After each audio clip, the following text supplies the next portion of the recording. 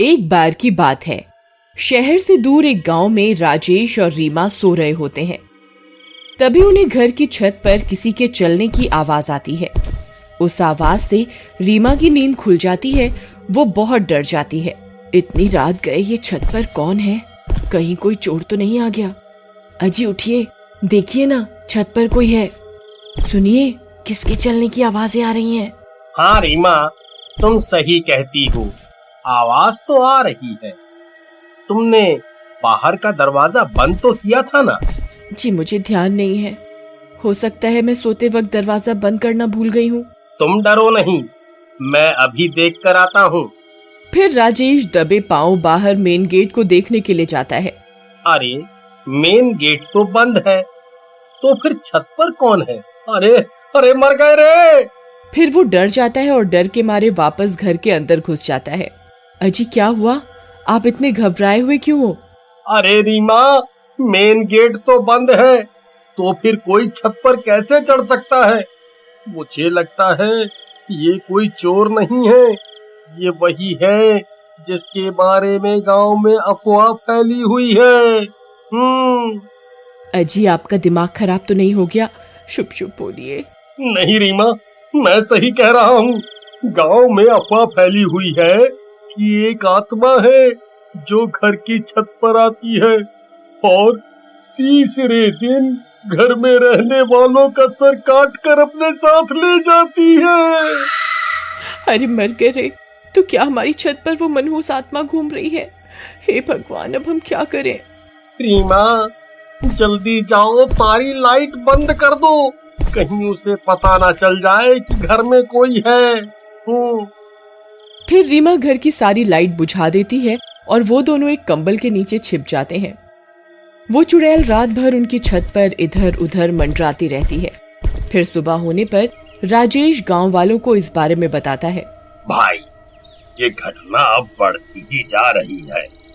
राजेश भाई, एक काम करो, आज रात छत पर मिट्टी डाल देना। अगर कोई छत पर आया तो उसके पैर उस पर छप जाएंगे। इससे पता चल जाएगा सच में कोई छत पर आता है या ये सिर्फ एक अफवाह है। फिर रात होने से पहले राजेश छत पर मिट्टी डाल देता है। देर रात राजेश और रीमा सो रहे होते हैं। तभी उन्हें किसी के गुर्राने की आवाज आती है। डर के मारे उनकी नींद खुल जाती है। अजी देखिए, छत से गुर्राने की आवाज आ रही है। लगता है कोई बंदर है। अजी नहीं, ये किसी बंदर की आवाज नहीं हो सकती। ये बहुत डरावनी आवाज है। अजी आज दूसरा दिन हो गया और ये मनहूस आत्मा हमारे घर की छत पर मंडरा रही है। अजी गांव वालों का मानना है कि तीसरे दिन वो सर काट कर अपने साथ ले जाती है। जी अब क्या होगा? अरे तुम रोना बंद करो, पहले पता तो चल जाए कि छत पर सच में कोई चुड़ैल है या कोई जंगली जानवर। फिर रात भर उन्हें छत पर किसी के चलने और गुर्राने की आवाज आती है। सुबह होने पर राजेश और रीमा घर की छत पर जाते हैं तो उनकी आंखें फटी की फटी रह जाती हैं। वहां मिट्टी पर बड़े बड़े कदमों के निशान होते हैं और वो उल्टे होते हैं।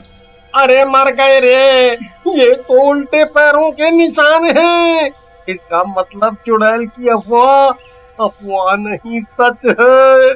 मुझे अभी गांव वालों को इसके बारे में बताना होगा। फिर राजेश भागता हुआ जाता है और कुछ गांव वालों को अपने साथ लेकर आता है। वे सब गांव वाले उन उल्टे पैरों के निशान देखकर डर जाते हैं। ए भगवान, ये तो उल्टे पैरों के निशान हैं भाई। गांव के ऊपर सच में चुड़ैल का साया पड़ गया है। अगर की अफवाह सच है तो इसका मतलब आज तीसरा दिन है और वो चुड़ैल तीसरे दिन उस घर में रह रहे लोगों के सिर काटकर अपने साथ ले जाती है। राजेश भाई, मेरी मानो तो तुम आज ही ये घर छोड़ दो, नहीं तो आज का दिन तुम दोनों की जिंदगी का आखिरी दिन साबित होगा। नहीं, मेरे हिसाब से ये जरूर किसी की शरारत है। मुझे लगता है कोई हमसे हमारा घर खाली करवाना चाहता है ताकि हम डर के मारे इस घर को औने पौने दामों में बेचकर चले जाएं। अजी आपका दिमाग खराब हो गया है। अगर सच में चुड़ैल हुई तो आज वो हमारे सर काट कर अपने साथ ले जाएगी। तुम घबराओ नहीं, मेरे पास एक तरकीब है। गांव वालों, आज रात को तुम मेरे घर के आसपास ही रहना। फिर रात होने पर वे दोनों सो रहे होते हैं। तभी आधी रात होने पर उनकी छत पर कोई दस्तक देता है। कदमों की आवाज से उन दोनों की नींद खुल जाती है। अजी मर गए, आज तीसरा दिन है, आज हम नहीं बचेंगे जी। आज वो हमारी गर्दन काट कर अपने साथ लेकर ही जाएगी। गांव वालों ने कहा भी था घर खाली कर दो, लेकिन आपने उनकी एक न सुनी। लो आ गई चुड़ैल, अब क्या करोगे? तभी उस चुड़ैल के कदमों की आवाज तेज हो जाती है। अजी लगता है कोई सीढ़ियां उतर रहा है। ये आवाज सीढ़ियों की तरफ से आ रही है। कुछ कीजिए ना, क्या है आपकी तरकीब? अरे रुको रुको, रोना बंद करो, आवाज मत करो, नहीं तो उसे पता चल जाएगा कि हम यहाँ हैं। फिर राजेश दूसरे कमरे में जाता है और वहां से 2 पुतले उठाकर लाता है और उन्हें बेड पर लिटा देता है और उनके ऊपर चादर डाल देता है और सारी लाइट बंद कर देता है। चलो रीमा, अब हमें छुपना होगा, चलो जल्दी करो। फिर वे दोनों उसी बेड के नीचे छिप जाते हैं। तभी दरवाजे पर दस्तक होती है।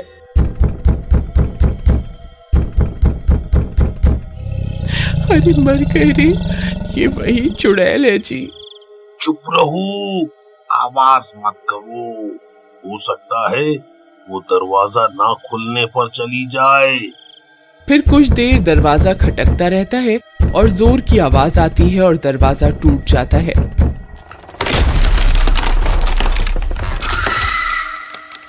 वो चुड़ैल अंदर आ जाती है। वे दोनों बेड के नीचे छिपे रहते हैं। तभी उन्हें चुड़ैल के पैर दिखाई देते हैं। वो उल्टे होते हैं। ये देखकर उन दोनों की सांस अटक जाती है। हे भगवान, अब हमारा क्या होगा? अरे मर गए रे। फिर वो चुड़ैल खंजर से बेड पर सो रहे लोगों पर हमला कर देती है और उन पुतलों की गर्दन काट देती है और पास में जाकर बैठ जाती है और उन्हें खाने लगती है। लेकिन जल्दी ही उसे एहसास हो जाता है कि वो किसी इंसान के सिर नहीं है, उसके साथ धोखा हुआ है। वो बहुत गुस्से में आ जाती है। धोखा, धोखा, मेरे साथ धोखा करते हो इंसानों, ये तुमने ठीक नहीं किया। मैं तुम्हारी खुशबू सूंघ सकती हूँ, मुझे पता है तुम यहीं कहीं हो। आई मम्मी, अब हम नहीं बचेंगे। अरे मर गए रे, अब क्या करें रीमा? अजी ये आपकी तरकीब थी, अब आप ही बताओ क्या करना है। अब तो एक ही तरकीब है। जल्दी बताइए क्या। भागो, जितनी जोर से भाग सकते हो भागो। इतना बोलकर राजेश वहां से भाग जाता है। तभी उस चुड़ैल की नजर उन पर पड़ती है।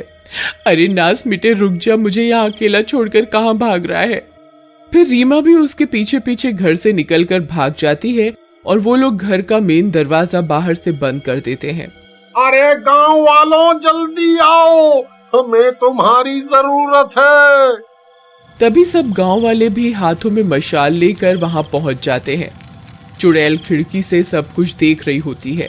भाई, चुड़ैल घर के अंदर ही है, हमें कुछ करना होगा।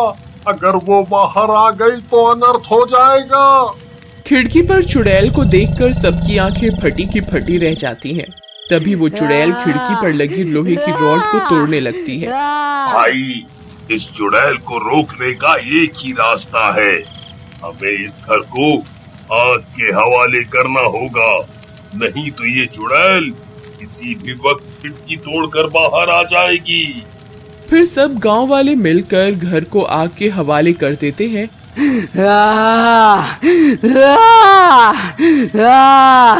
और वो चुड़ैल भी घर के साथ साथ जलकर राख हो जाती है। हम तो बेघर हो गए। तुम घबराओ नहीं, हम सब गांव वाले मिलकर तुम्हारा घर फिर से बनाएंगे। फिर सब गांव वाले मिलकर उनका घर फिर से बना देते।